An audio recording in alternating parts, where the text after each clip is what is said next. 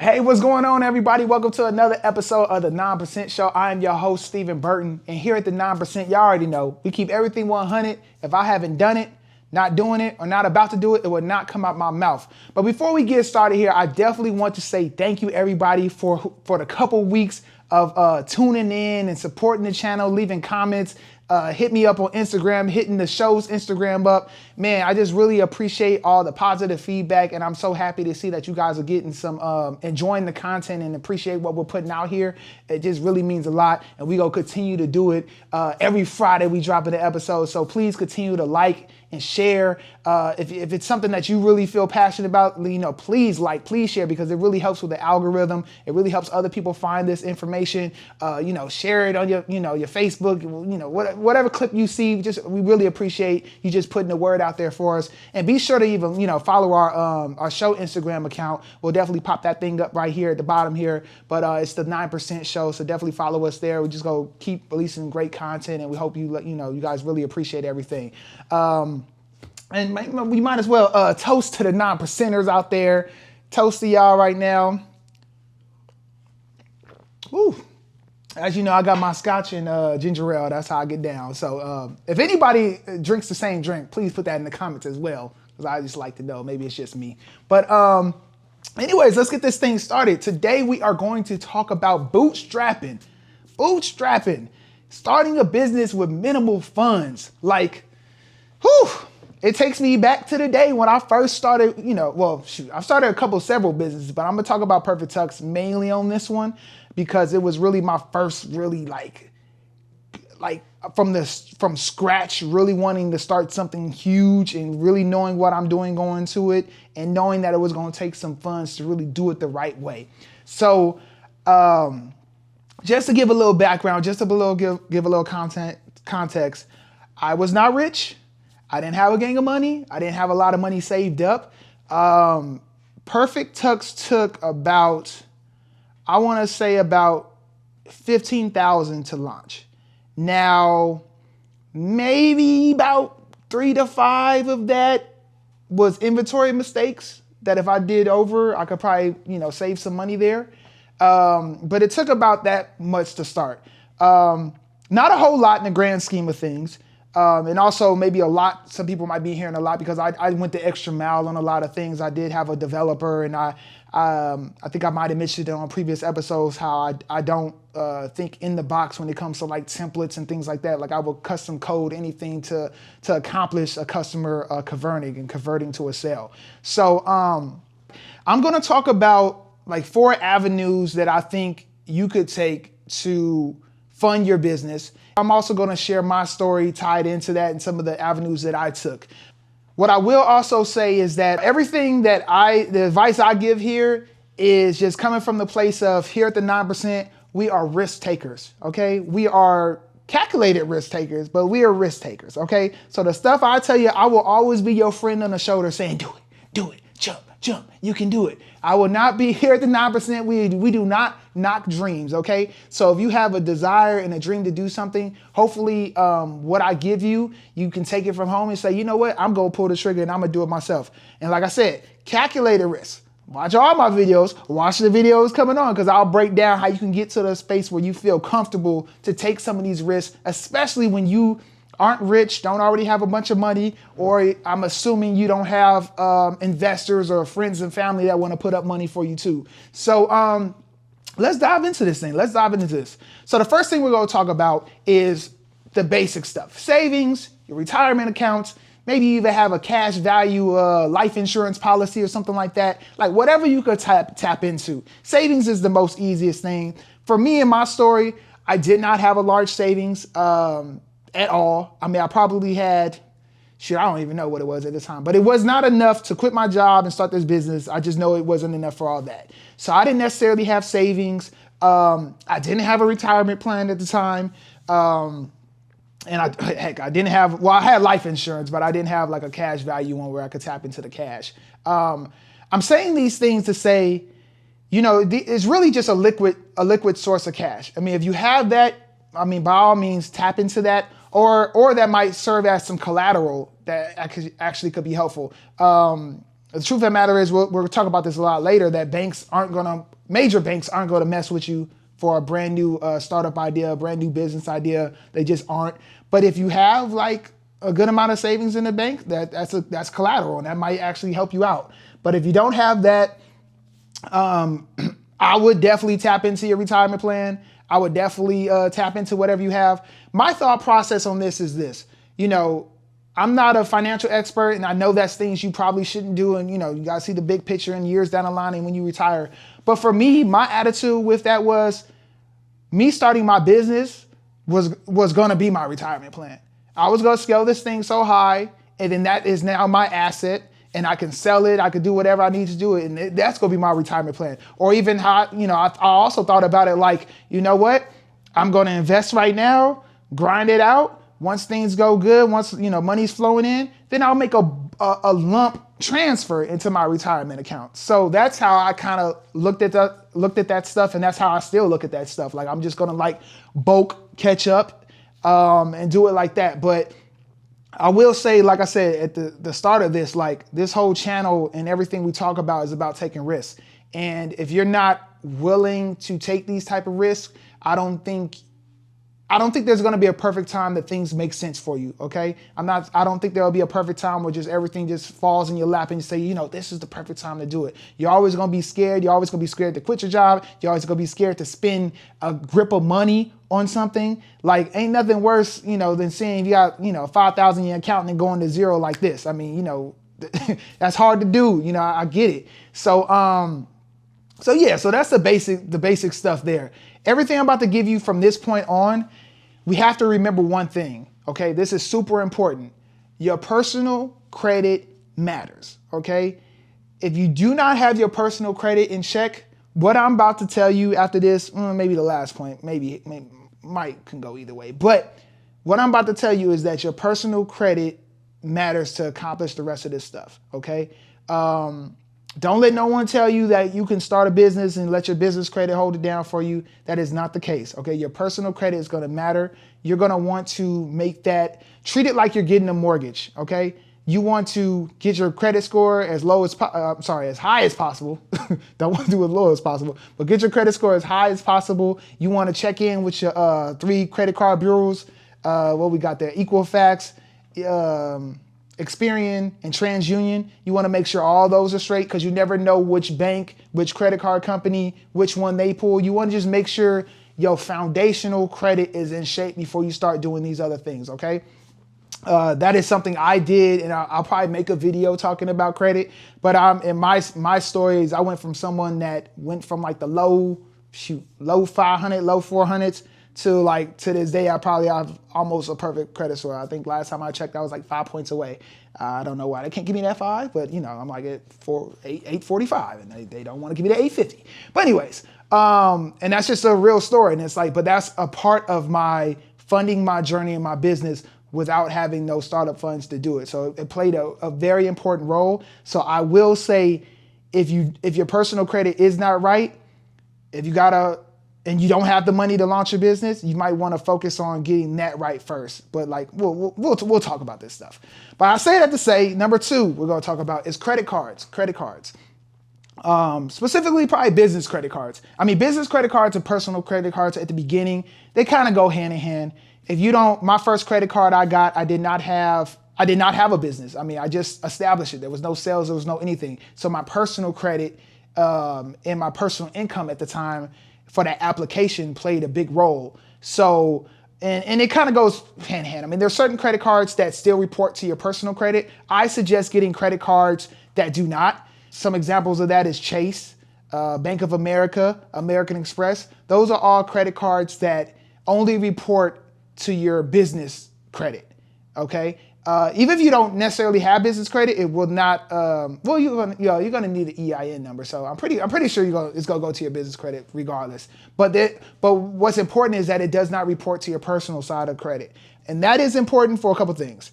One, because usually with the business credit card, you're gonna have high balances. Sometimes you might carry a balance, and you don't want that to have a negative impact on your personal credit.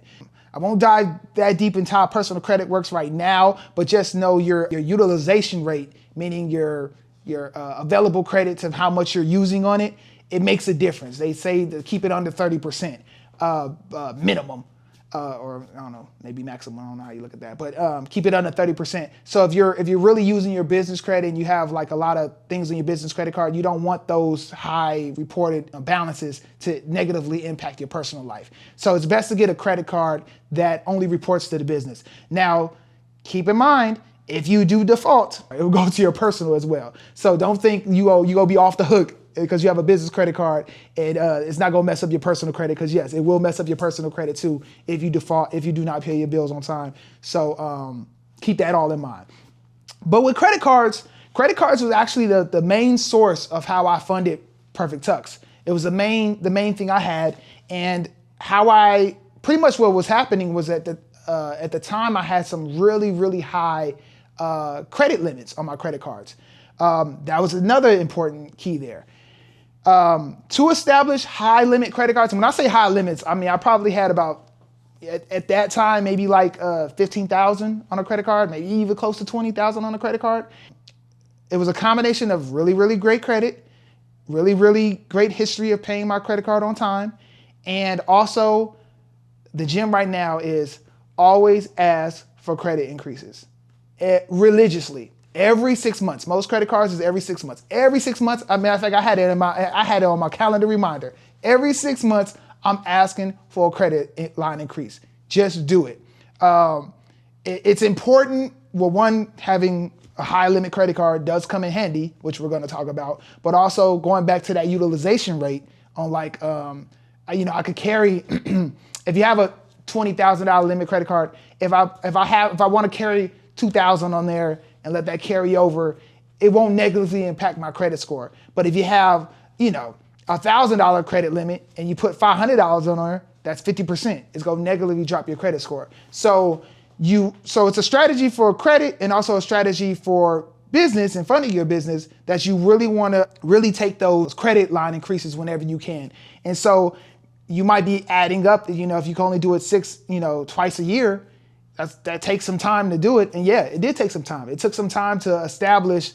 It's a nice saying out there, stay ready so you ain't got to get ready. Okay. So like I was really building my credit cards up for just the opportunity when I needed to tap into it.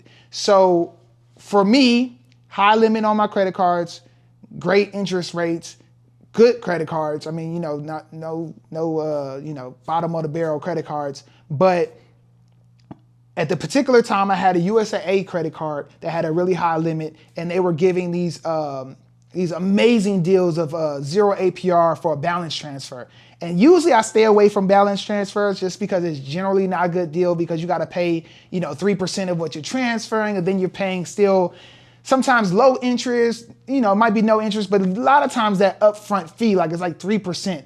But USAA at the time, and this is back in 2015, I guess, or even 2014, they was doing it. They were just offering balance transfers with zero fees, and also zero. They had a cap on the fees. I'm sorry. They had it was like 3% or a cap, and a cap of $200. And then they also had where you had zero APR for like a year and a half. But the kicker on that was, for this particular card, you also could use it for cashier checks, convenience checks. And a convenience check with a credit card, if y'all don't know what that is, it's pretty much a check that you can write to a merchant. You can write, you can do a balance transfer with, like just write a check and give it to whoever. You can give it to your lender, or what you can also do? You can write a check to yourself. And that's what I did. I just wrote a check to myself. I took advantage of the opportunity that came about, and I wrote a big old check to myself and deposited it into my account. But it treated it like a lot of times with certain balance transfers, you're not able to take the money directly. So again, that was an opportunity that presented itself, and I was ready for it, and I was able to take it. But that particular situation was a good one. Also with credit cards, signing up to a new credit card, you definitely get those zero APRs. And I'm super big on not paying interest. Even on my business accounts, I do not pay interest, just because it's like, even though on the business side, interest now is a business expense. So it's like, we get some tax benefits of that. But I'm just so trained on from the personal side and the business side of like not paying interest. If I had to pay interest, it would probably be on my business side than my personal side. But it's just like, those are just fees that it could really add up quickly, and it adds up quickly. So always looking for those zero APR deals is a must. However, if you're gonna go the credit card route, I would definitely, the challenge about opening a new credit card is because they don't tend to give you high limits on your first time out. I mean, there's certain credit cards that are a little more prone to high limits based on your income. Again, your income and your personal credit. And that would probably be more like American Express, more Chase, those type of credit cards. The ones that you need a good credit score to even qualify for the card, those would probably be your best bet. But if you're getting a business credit card and you're starting off with $1,000 limit, a $1,200 limit, $1,500, even a $2,000 limit, I don't know, depending on your business type, if that's enough to get it. But like I said, for me, it took years of doing credit increases. It took years of being great with my credit to take advantage of the opportunity when it presented itself. So that's just what it was for that particular thing with credit cards. Number 3 thing we'll talk about is business loans, personal loans. If you recall, over the top of this show, I said, it is not possible for no business loans, and that is the case. But I put this here just to say that that's in dealing with major banks. When I say major banks, you have your Bank of Americas, your Chase, your Wells Fargo's, and those banks of those nature. I did try the community bank route. The local bank. When I first started Perfect Tux, I opened an account with them thinking that, I'll have a relationship with them. I can go in there and be like, hi, my name is Steven Burton. I'm Perfect Tux and blah, blah, blah. And none of that meant anything. It really didn't. Even when I was with them for 2 straight years, and they was the first one I reached out to when I was ready. I wanted to get a line of credit, and they didn't care about nothing that was going on. All they cared about was the numbers. They didn't care about the relationship. Did not matter. I know a lot of people say build a banking relationship, have a relationship. When they say relationship, all they mean is have an account with that bank. Like, you might have a credit card with the bank, then you want to try to get a auto loan with the bank, then you want to try to get a mortgage with the bank, then you want to try to get a business loan with the bank, whatever the case. But that's having a relationship with them. It ain't talking about, let me go into the bank and introduce myself. And they go be friendly. Oh, how you doing, Steve? Okay, let's sit down, let's talk. Now, 1970s, 1960s, I'm sure it's like that. They just, deals like that. And you talk to your banker and it was all good. Black folks got the end of the short end of the stick during them times. But relationships, in my experience, does not exist like that. All it's about is your numbers and things you need to have. So if you're going to want to go the business loan route, I would suggest doing the SBA loan. And that is exactly what Shanita talked about in our first episode. That was one of the loans that they did, loan programs that they did. The thing that makes the SBA loan a good one is that the SBA doesn't, it's a government organization.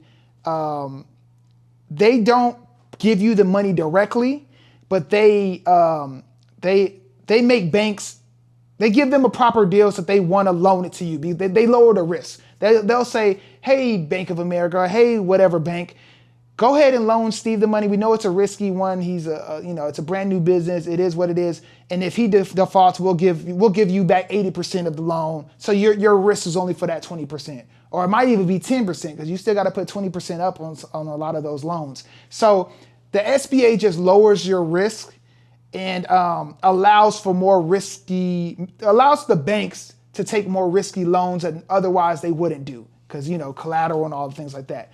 But even with the SBA loan, it's still challenging. Your personal credit will matter. Your personal income will matter. A gem that got thrown out in that first episode was to keep your regular job until you secure that loan, then quit. If you need to do that to start your business, because at that time, you are not just going to give projections and say, in about, this year we're going to make 50,000. Next year we're going to make 75,000. And next year we're going to make 85,000. You're just showing that little upper, bottom, low, upper right, just go up. That is not going to be enough to get a business loan. Unless you have some business history, a track record, bank statements, tax reports, they're not going to give you nothing. So your personal credit, again, your personal finances will be key. I think for a startup, those are one of the hardest routes. Now, franchises and things like that, they do have loan programs for franchises through SBA as well. Franchises are a little more safer just because the whole essence of them is like you're buying into a product or into a company that has established processes and plans, and you can open that up and you should see success, or you have a greater deal than success of starting something brand new. So, it's a little challenging. I would say probably the hardest thing to do for a startup is in these business type loans. The flip side of that is, like a lot of people don't think about, you could do a personal loan. Again, business, personal, it interchanges anyway, but you might be able to get just a personal loan just off of the strength of you have collateral in your car, or maybe you have a mortgage, you have collateral on your mortgage and you want to take a HELOC out, or you want to take a second mortgage out in your thing. And it doesn't have to be for some really large numbers, but you could probably say, okay, give me for 10,000 and I'm paying that back for 30 years again, so it's going to be really low. So it just depends. So like tapping into the personal loans of things, again, hoping that your personal financial situation is straight, would be I would say would probably be a little better way to handle it. Also, you probably get more favorable terms and also more longer type of loans, because I believe SBA is about, you have like 5 to 7 years to pay it back, versus you might be able to get you can have a car loan for like 7 years in itself. So like mortgages are 30 years. So I mean, I don't know. I'm just saying, look at your options and be open to what you have and what you could tap into, and go from there. Now, if you're going a personal loan route, please don't get no type of loan. You got 20% interest and something crazy like that. I'm a risk taker, but I'm not that type of risk taker. You do not want to set yourself up where you like literally paying so much in fees where you just can't even get out the water, because those are the type of reasons why businesses fail. So don't take a bad loan, bad interest rate. Just stay away from those type of situations. All right. Number four is a great one. This is the last one we go talk about. And this is something that I think a lot of people don't even realize and don't even think about. Use your customers. Let your customers be your startup money. There's several ways that this could happen. There's crowdfunding is a way to do it. And with crowdfunding type of situations, you just, you make a page and you say, hey, I invented this new rocket skateboard. I don't know. All the skateboarders, you're going to love it. It goes really fast. It has some rockets connect to it. And you just like, we need funding to be able to do this. And your customers will say, you know what? I really like that type of skateboard. I'm going to pay for mine up front. And say, it's $100. You may get 1,000 people that say, oh, I want that skateboard. So that's your startup seed money. And you also have customers right from the jump. So crowdfunding is a great source. But also, if you're in the e-commerce space, which is like, I really feel like it's one of the spaces where it's like the easiest entry to get in to start a business, because it's not as much startup funds needed. You don't have to be like me, like shoot from the hip all the way from the start. Like you can really start off small. But if you're able to get some traction and get some sales, a lot of people don't know that another way to get funding from your customers is that Shopify, Stripe, Square, they all give loans based on your sales history. So there was one time that, and even if you're not in e-commerce, like let's say you're, actually I told my barber this. I told my barber, and I remember I was in Dallas one time, and I told a barber he was interested in opening his own shop one time. And and the crazy thing about it is he was still taking only cash. And I'm like, well, one thing, I'm like, if you're a barber nowadays and you still taking cash, you need to go on somewhere, okay? Like, ain't nobody got time to be going to the ATM to get no cash. I don't even carry no cash. So you shouldn't do it anyway. But I told him, I was like, man, you need to accept PayPal, Stripe, Square, one of these things, because your sales data, they can give you a loan. They offer you loans based off your sales history where your credit doesn't even matter, because they're basing it all off your sales history. If you have a history of selling and they know you're going to get it, all they're going to do is take a percentage of your sale to pay it back. They don't report it to your personal credit. Heck, they don't even report it to your business credit. The only thing it'll be on is your balance sheet, and that's if you put it on there, if you do it correctly. Not trying to tell you to do nothing crazy, but I'm just keeping it 100. But I was telling them, I was like, I know why people take cash. Granted, I know why people take cash, taxes, all that good stuff. But you are missing out on so much just for a really 2.9% fee. Like, really? Or if you gotta pay taxes, like if it's a 2.9% fee, give the fee to the customer. If I would be happy to pay $5 more just for not me have to make a trip to the ATM. I'd be happy to do it. So I was telling him, like, you have these aspirations to open your own barbershop, and you over here got all this clientele. Like, what if your credit isn't good? Well, all this type of stuff. What if I told you you can get $10,000 right now, $15,000 right now? Would that be enough for you to open up a barbershop? And he was like, yeah, it would. I was like, start taking all your clients through PayPal, Stripe, any of these things. 6 months from now, they're gonna offer you a loan based on your customer sales. It happens. The loan that literally, I think after for Perfect Tux, after my first year, I really didn't understand the seasonality of my business and the cash flow it took to like get through the seasonality. And PayPal offered me a loan, and that was really like a lifesaver to me because, like I said, it didn't take me applying for nothing. All it was based on was my history of sales, and it was just it really came through handy. And like you pay it off, and it's good. And the fact of like you don't have a set due date. Like if you have a lot of sales one day, it's a lot of money getting paid back. If you have less sales the next day, it's less money getting paid back. There is some details to it, like, after 90 days, you have to make at least an X amount of money being paid. Like, you just can't stop making any sales and they go be okay with that. But it's a really, really, really great source that I think a lot of people do not think about. Even if you're outside of e-commerce, like, if you have a brick and mortar, if you're selling at a flea market, if you have a beauty, hair, whatever you do not be scared to take credit card payments. Like, do not. Like, you get more benefit. Look at the big picture and how you need to scale. And like, literally, it's a loan that is going to be there available for you, like literally in months. So do not take credit cards, okay? Be strategic with everything you do. And also, speaking of strategic, and I'll probably like end it with this, I'm always strategic when it comes to capital, loans, funding, everything. I have become a master of credit. Like, I know exactly, I have things lined up. If I know I need to do a loan, or I'm gonna be doing a loan next year, I make sure everything I have is set up. I make sure things are paid off. I make sure my utilization rate is low. I make sure the timing. I know when all my credit card statements, reports. I know what banks want to see. Like, there's a good rule of thumb when you're dealing with and I treat this on a personal side and a business side. You never, ever ask or request a loan when you need it desperately. Don't do it. Because banks know as well. And you are not, you have a higher chance of defaulting when you're in desperate positions. For example, if you're applying for a bunch of credit cards, maxing out a bunch of credit cards, max out this one, max out this one, max out this one, and you go to a bank talking about, oh yeah, I need a loan. They're gonna be like, well, we see you a little fool over here. We see on your credit history, you just literally in the past 3 months, you just maxed out everything. It sounds like you're hurting for money right now.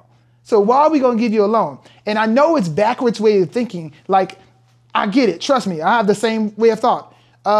Right now, I need a loan right now because I need a loan right now.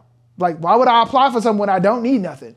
And you have to kind of like play that game. You have to like project and think where you're at in the future. Like, you gotta say, let's say, you have your personal credit, you have your personal job. If I were you, I would set up all my stuff to be sweet. Like credit card, all this, stuff paid off. I'm making the X amount of money. I just got a raise in my job all the time. Then apply for that credit card. Say that you make $100,000 a year before quitting your job and say you only make $20,000 a year. Then maybe you'll get that high limit credit card. If you're going to apply for a business loan, even if your business is, for me, like, okay, let's say you're established now, you're 2 years in, and you could reach out to a bank. For me, I always go to the bank after my big peak season.